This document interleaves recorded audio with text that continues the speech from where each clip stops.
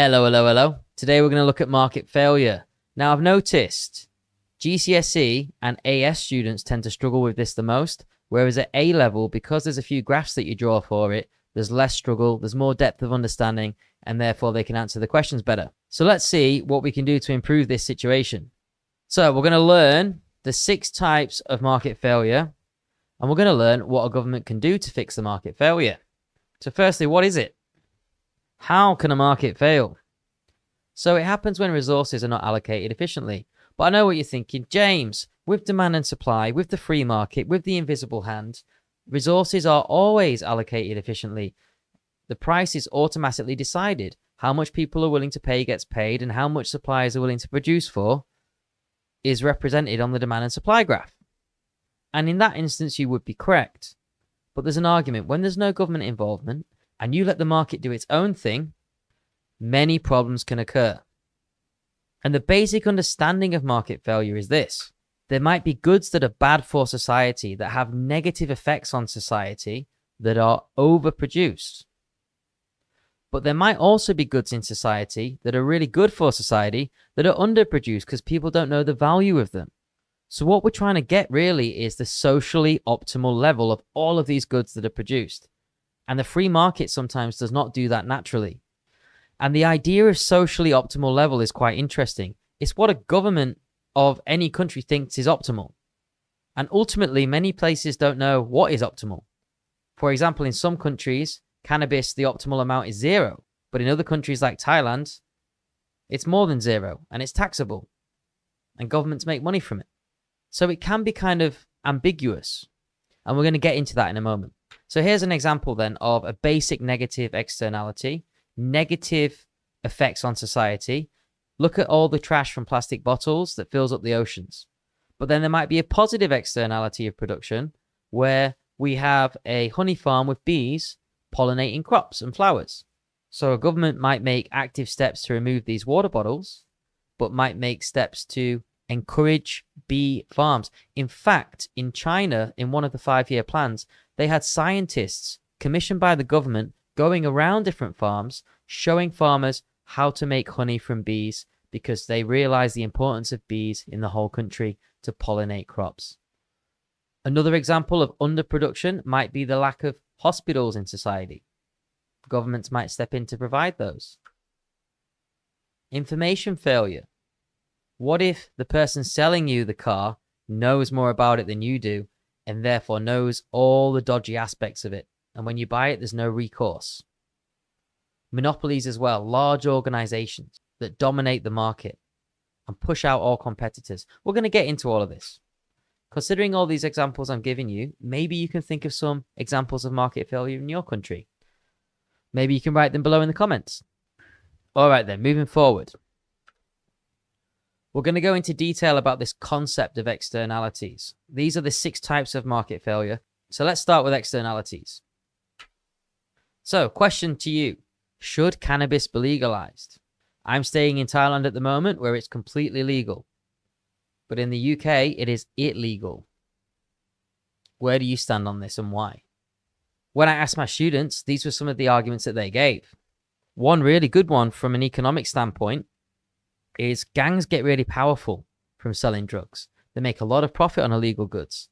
If you produce cannabis under the government legislation, not only will the quality be improved for everybody, prices will go down and taxes will be paid to the government, and therefore these bad actors, these criminals, will make less money from selling drugs and therefore have less power. And the government can use this tax money to support other services in society. So there can be some positive externalities that spin off from this. There is arguments that it's also good for pain healing, which some consider a positive externality. However, there are many on the opposite side in classes. And usually the answers are like 50-50 in most of the classes I run. One of the biggest lines in the UK is it's a gateway drug for other drugs, meaning you'd be more willing to accept other drugs if you try cannabis, like cocaine. There are other problems that can be associated with cannabis, like high costs, forming a dependency, short-term memory loss, psychological problems, and decreases in productivity. So there are lots of negatives that can be associated with it as well. I'm interested where you stand on it. So moving forward, Externalities, as I said before, are spillover effects on society. Externalities can come from either production or consumption. And what we're going to do is we're going to look at negative and positive externalities today on all sides. So if we look on this left side here, we've got production, negative externalities, production, positive externalities. Here we've got negative externalities of consumption and positive externalities of consumption. This is when you, the consumer, consume this product. You take this product, and sometimes it can be good for you, sometimes it can be bad for you and other people around you. These are the spillover effects. So let's get started on negative production externalities. I bet you can guess what they are already looking at the picture. Let's watch this quick video and try and identify some of these negative production externalities from burgers.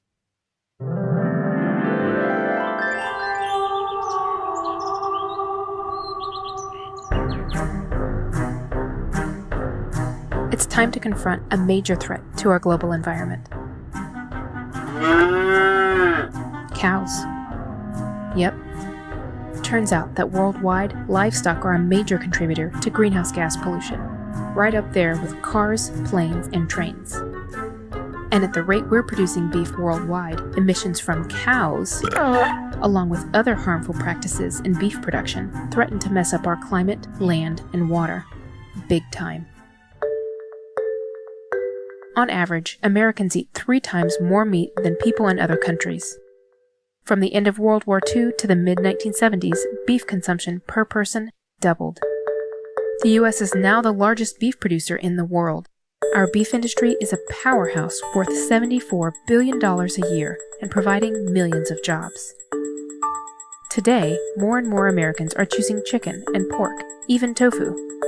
But much of the meat we eat is still beef. Let's look at an all-American food, the hamburger. On average, we eat about 3 burgers per week. So let's see. If all 313 million Americans eat 3 burgers per week, that's 156 burgers per person per year. Altogether, that's more than 48 billion burgers every year.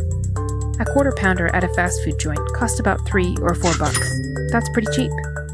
But what we don't pay for at the counter, we end up paying for in other ways. What are the hidden costs? First of all, cows take up a lot of space. Worldwide, livestock use 30% of the Earth's entire land area. That's counting pastures and land used to grow grain for feed. We use about 8 times as much land for feeding animals as for feeding humans. And in places like Brazil, acres of forest are still being cleared for livestock, which creates pollution and also removes a perfect sponge for absorbing carbon dioxide. And did someone mention water? It takes about 1,800 gallons of water to make a single pound of grain-fed beef. That's about 4 times the amount for chicken and more than 10 times the amount for a pound of wheat. Why does it take so much land and water to feed cows? Well, for one thing, cows eat a lot. During the first 6 months, a calf eats and eats and eats. When it's about 700 pounds, it's sold at auction, usually to a feedlot, which is like a very crowded cow city. At the feedlot, the cow continues to eat and eat and eat. At most feedlots, cows eat a mixture of soy and corn. This whole feed system's pretty new. Before the 1970s, cows ate mostly grass. Then Congress passed a farm bill that changed everything. The government started paying farmers to grow feed crops like corn and soy, and also helped pay for more fertilizer. So, voila, now corn is in everything from sodas to cereal. And most of the country's 90 million cows now get corn for breakfast, lunch, and dinner. Unfortunately, cows are built to digest grass. Corn can make them bloat with gas, and cows make a lot of gas. This is no joke. See, cows are ruminants, meaning they create methane gas when they digest food. Chickens and pigs don't. Methane has 21 times more climate-changing power than CO2. In America, cows produce more greenhouse gas than 22 million cars per year. America's cows create about 500 million tons of manure in a year. That's 3 times as much as we humans do. Cow manure also creates nitrous oxide, which has 300 times the global warming effect of CO2. Cow manure is responsible for 2/3 of all the nitrous oxide pollution in the world. There's another source of nitrous oxide in a cow's life cycle: fertilizer. We Americans use about 17 billion pounds of nitrogen fertilizer to grow feed for our cows. When runoff from fertilizer and manure flow into rivers and then to the ocean, they create huge algae blooms, which suck the oxygen out of the water and leave dead zones where no life can survive. Anyway, back to the feedlot. Once the cows are fattened up, they head to the slaughterhouse. Slaughterhouses create about 30 million pounds of contaminants a year, mainly nitrates and ammonia used to disinfect meat. From the slaughterhouse, the beef is shipped to big processing centers where California beef is mixed with Texas beef and Colorado beef. One burger patty can contain the DNA of more than 1,000 cows. That means a single All right, I believe we're starting to get the idea of what's going on here, okay? Looking at this video, can you identify some negative externalities of maybe production for this and maybe even consumption for this? So here are some that we came up with. Environmental degradation. We saw the water pollution and the killing of fish, air pollution, methane emissions, and cardiovascular disease among Americans who eat too many burgers.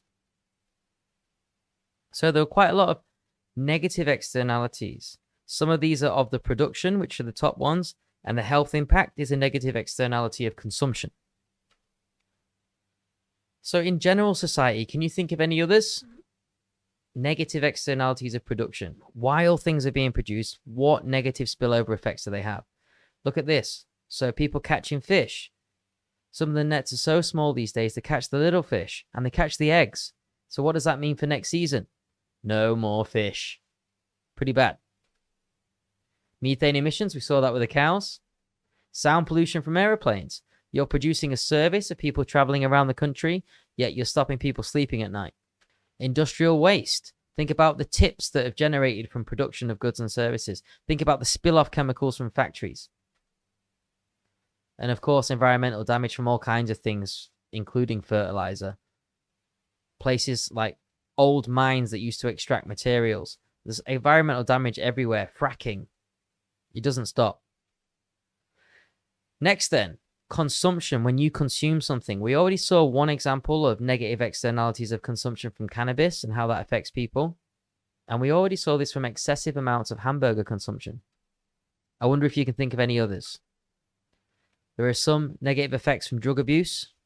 Heavy drug abuse can lead to violence, psychosis, hospital treatment, criminal damage. All these kind of things can happen in society from excessive drug taking. As we saw from the burgers. They can cause obesity, which means more sick days, earlier deaths, more hospital treatment, straining the NHS resources. What about gambling? You're consuming it, you're losing your money, potentially losing the money your family have. It can lead to theft, and it can lead to broken families, and it can mean children grow up in one-parent families. It also leads to heavier suicide rates. What do you think are some negative externalities of cigarette consumption? All of these. Take your pick. Moving forward. Let's go on the light side of life now. Positive externalities. So there's going to be more positive spillover effects in society from these externalities. And usually they're associated with merit goods. Goods that are good for society. They have positive spillover effects everywhere. Let's have a look, starting with production. So as we're producing something, good extra things happen in society all around us. And we want to produce more of these because with market failure, these type of goods are underproduced, remember. So flood defense projects. We all know in Thailand, it gets flooded all the time. My first day in Bangkok, it flooded in Ekamai, the center of the city, all the way up to our knees. Had to bribe a taxi driver to get home. There might be projects that are paid for to reduce deforestation in society. Try and get businesses to have sustainable practices. And actually, if you have deforestation, that's what leads to more flooding. Trees and soil soak up the water. Some apps that are useful, that connect people, might even promote cleaner roads where we're having 4 people in one car instead of 4 people in separate cars. Working in companies, you might be trained consistently. This is a positive spillover effect in society where people around you are becoming more and more educated and skilled, which would lead to a higher GDP in society. And also the classic beekeeping, pollinating other crops, like I said. Producing honey leads to a positive environment all around, unless you get stung. Right, finally, positive consumption externalities. Again, positive consumption externalities. These can be widely underproduced in society and underconsumed if a government doesn't get involved to show people how important they are. All these things, healthcare, childcare, vaccinations, youth clubs, which have sadly been dying in the UK. There's a lot of bored teenagers with nothing to do after school. They generate a sense of community and help young people learn skills. I hope we can bring them back. So here's a question for you then. You've got 3 choices based on what a factory is doing with its pollution in society. Pause the video, have a look, and say what you think your best choice is. Okay, most of my students chose proposal 3. They believe that the factory should be charged based on the value of the pollution it's creating in society. And actually, that's what governments try to do. They try to charge companies based on the value of the pollution. But how do you value the pollution? And the pollution, because often it's in the air or the water, spreads to other countries. How do they value it? Should they charge the company? Very, very difficult to ascertain, isn't it? Complicated. But arguably, proposal 3 does seem the most fair. Okay, next, missing markets. These are just markets that don't appear at all. So if there was no government, maybe there would be no road from your house into town. You might have people that want to make it, but if everybody on the street doesn't chip in, you might have people that want to make the roads. But if 2 people out of 10 people on your road say, no, I don't want to pay for it, no one pays for it. That's a big problem, right? Because people don't want to pay for things that other people are going to use for free. That's called the free rider problem. And that's one of the biggest arguments for the government. We're going to talk about that in a moment. So a government needs to get over this missing market idea. The idea that without the government being there, there would be none of these extra roads or public hospitals or public schools. So why do they exist in market economies? It's due to that free rider problem that I just mentioned. So let's have a look at an example, see if you can understand the free rider problem in more detail. So we've got a fundraiser. Every student should contribute $5, except for Alex. It's always Alex, isn't it? So Alex doesn't contribute. Everybody else does. It goes ahead. Alex enjoys it. Alex is a free rider. How do other people feel about that? They all contributed. He didn't. He gets the benefits. How would you feel about that? You're not going to be happy about it, right? You're going to be annoyed at Alex. And that's generally how it works. That's the free rider problem. You don't want Alex to experience the thing that he didn't contribute to and you did, and it's not fair. So this leads to lots of things not getting built in society. Like I said, roads, public hospitals, all those things. If too many students become like Alex, nothing will ever be produced. So how does a government overcome and fix it? Through that beautiful, beautiful thing, taxation. Well done. Tax bloody-ation. They force you to give them that lovely, delicious tax money. It comes directly out of your salary and there's nothing you can do about it. Unless, of course, you work illegally and get paid in crypto. They then use that tax to provide public goods. So they take that tax money from the rich and poor and put it back into society. So you get your education, you get your NHS in the UK, your free healthcare for everybody. And the interesting thing is they destroy the free rider problem. Because if I go to the UK, let's say I don't have a job, I can still get free medical treatment, which I think is wonderful. But that would not exist without a government being there to implement it. They also subsidize companies that are producing goods that are merit goods in society. They give them extra money to help them produce more goods for people. For example, schools. So here are some more examples of the missing market that a government fixes. It makes this market, essentially. It makes it exist. National defense, military. Public infrastructure. Think about railways. Think about hospitals, like I said, public schools. Law, police. They pay for the police. I guess private firms can have private security, but the police have way more rights. Public education, like I said, and healthcare. All right, next up on the list of market failure, problems when we have a free market. Asymmetric knowledge. This one's a lot more simple. The guy selling knows more than the guy buying. Here's a definition of it. Can you think of any examples in your real life where you got ripped off? In my school, students feel they get ripped off every day by paying $1.50 for banana bread. I personally, though, think it's an absolute bargain. Absolutely sensational. Little bits of chocolate in there. Absolutely delightful. Never tasted anything like it. I have such a consumer surplus on their banana bread, I would literally pay triple the price. Sensational. Don't tell the store that, though. Here's some ideas of asymmetric knowledge. You might go out on sunbeds, no sun cream, get a tan, think you look great, and then years later, sadly, get a melanoma or skin cancer. This is lack of public awareness, and sometimes government might make advertising campaigns to fix this. Painkillers. You might not know how addictive these drugs are when you take them after surgery, and you might continue taking them. Second-hand products. The seller knows more than you do. Is it going to break in 6 months? Cowboy builders. They come to your house. They quote you $10,000 in 6 months. 6 months later, you've paid $100,000 and the work is only half done. Classic. So, in your head, think about what a government can do to fix these little things. Lots of things. The law, regulation. So, for example, when you buy online, you're allowed to send it back within a certain amount of time. They deliberately have laws to prevent deception. It's the same with banks. If you get conned in the UK, you can still get your money back in most cases. I believe at the moment every bank account is protected up to £80,000 in the UK, which is great. So if you've got more than that, separate it into multiple accounts. Another thing, a lot of red tape exists in health and safety in the UK. You must wear hats on site, for example.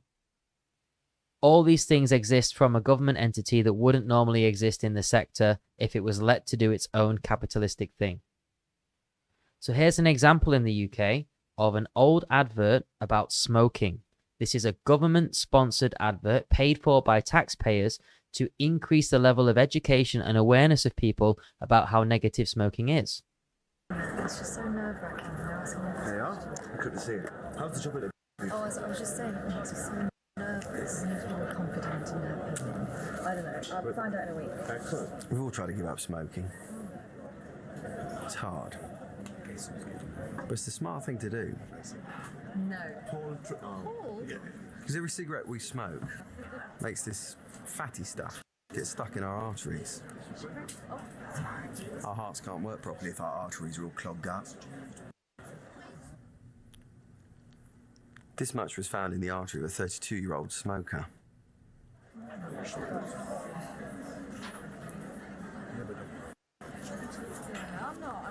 It's not easy giving up.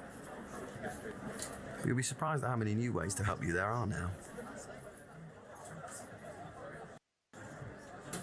Yeah, they definitely go down a certain angle to kind of stop you from smoking. Quite intense, to be honest. And the good thing is they give a national helpline at the end that you can call, and they would give you free packages to help you stop smoking. Those packages usually contain nicotine packs, which is a component of cigarettes that make them addictive. All right, moving forward. Another example of alcohol prevention, or should I say, another example of alcohol consumption prevention in the UK. You don't have to be a heavy drinker for it to affect your health. Alcohol can weaken the immune system, leaving you more vulnerable to the effects of infectious diseases like COVID. And while you might think it helps you relax, it's a depressant, which can increase anxiety and lower your mood. It can also increase your risk of cancer, heart disease, and stroke. Reduce your drinking. Your body and mind will thank you. Find out how at reducemyrisk.tv. At the stats I've looked at recently, young people in the UK are actually consuming much less alcohol than they used to in the past.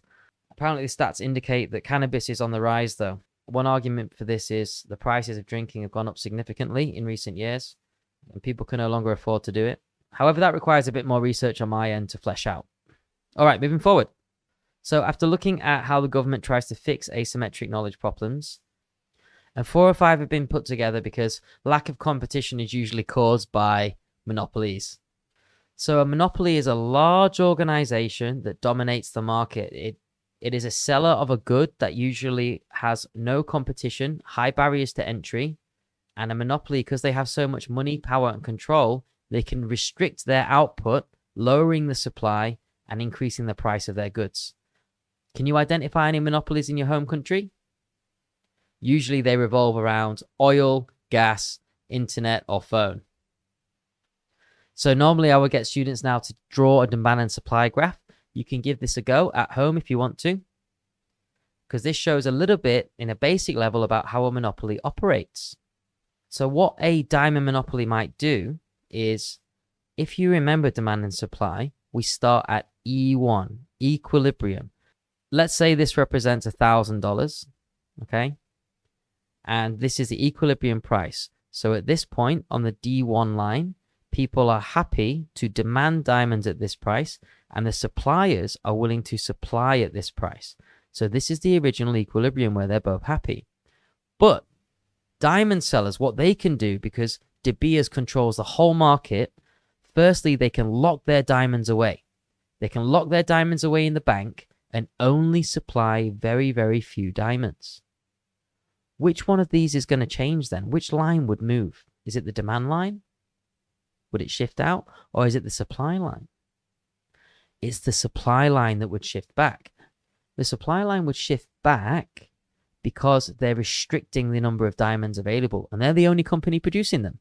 So the supply shifts back, and now we're at E2, meaning the price of diamonds is now higher in the market, and they've reduced the quantity of diamonds available. So look at this. Now the price is so high, they can make 40% extra profit from the same diamonds. Even though they sell 10% less, they're making 40% more. Crazy profits. How do they increase their profits further? They advertise. They advertise like crazy. Diamonds are for life. Diamonds are for weddings. Diamonds show love. Therefore, people buy diamonds. And that moves E2 to E3 as the demand for diamonds increases at every price level. And so actually, we'd go from 10 to 14 all the way up to E3, which is probably around 18. And this is what diamond sellers have been doing for years as monopolies. So have a quick look at this. Ultimately, because it's a diamond shape here, I understand the irony there. We don't know if the quantity changes over time because demand has increased. Therefore, they'll release more diamonds from the bank, maybe. But also supply has shifted back and we don't know how many they're going to release. So we don't know about quantity, but what we do know is that price is going to increase dramatically. So monopolies can control the market like this. They take a good that would normally be at price E1 in a competitive market and they sell it for a price at E3. Wild.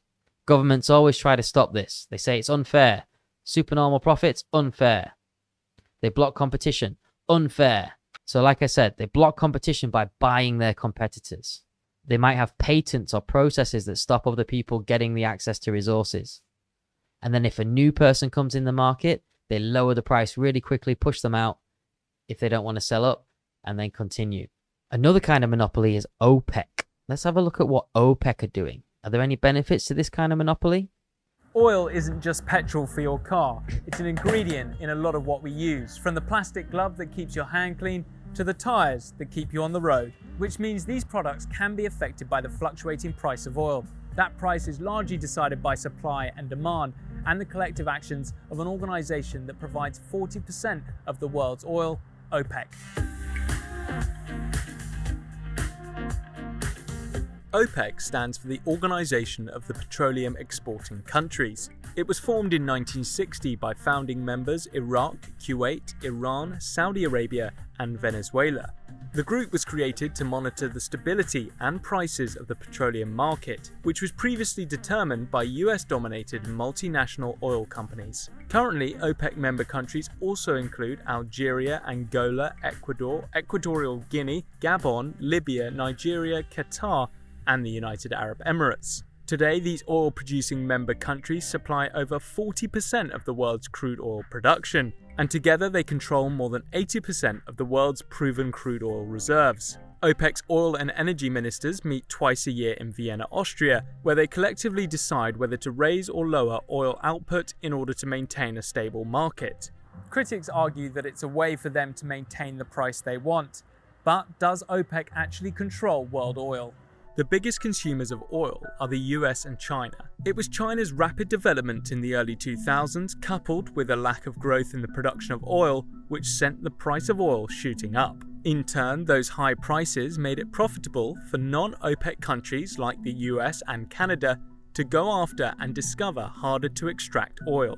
Because they weren't bound by the cartel's decisions, these countries have grown their levels of supply, which meant OPEC's market influence began to decline. A rise in supply and a reduced demand for oil in Europe and Asia led to the price of oil crashing. This caused political problems in some OPEC countries like Venezuela, where oil is the chief driver of the economy. It has the largest proven oil reserves in the world, but also the highest inflation rate on the planet.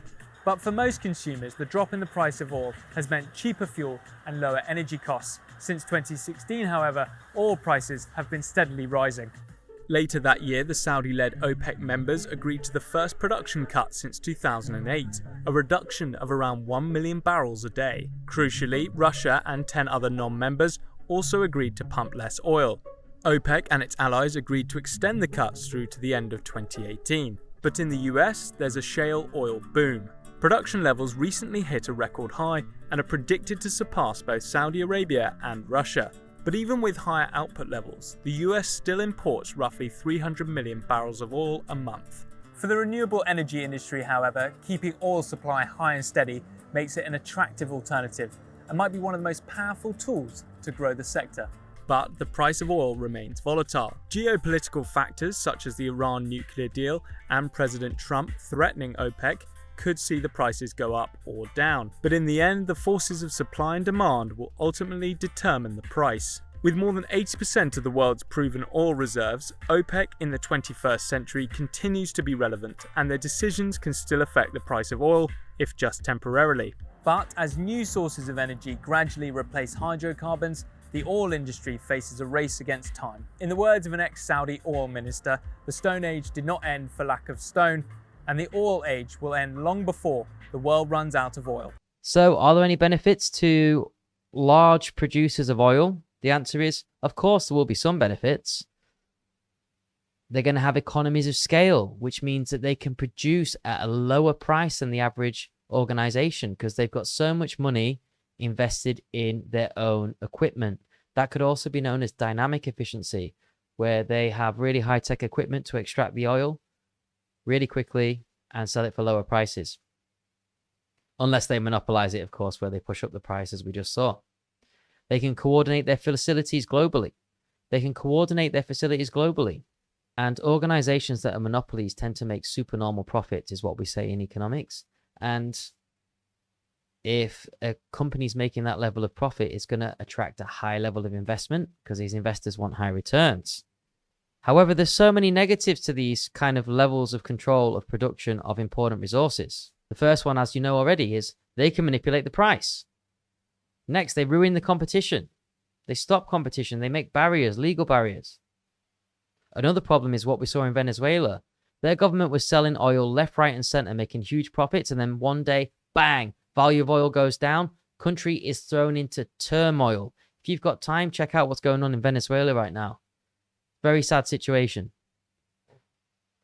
And of course, there's always going to be a few trade disputes when the oil prices are jacked up really high.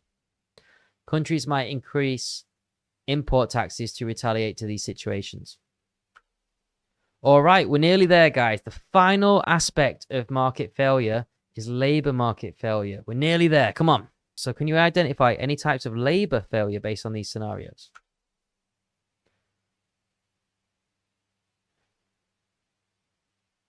I'll give you a clue on the first one. This one's a mismatch of skills. The skills that they have don't match what the industry wants, known as labor market failure. We call this structural unemployment as well, as we'll learn later. So in this situation, women are earning 20% less than their counterparts. There's a wage gap. What type of failure is this?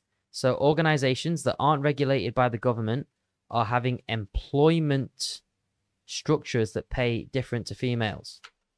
This is inequality, or some might say discrimination. This is a failure in the market because ideally you should be paid simply for your skill and your ability to produce goods and services. So look at this. Injuries at work. These people are not looked after. What kind of failure is this? Exploitation.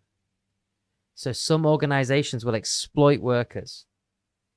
and not pay them compensation when they're injured unless the government steps in or labor unions step in to fix this and change laws to help people. Another situation here, people don't want to work on farms anymore. So this is called weak labor mobility. The labor in the UK is now less mobile than it was before when it comes to farm work.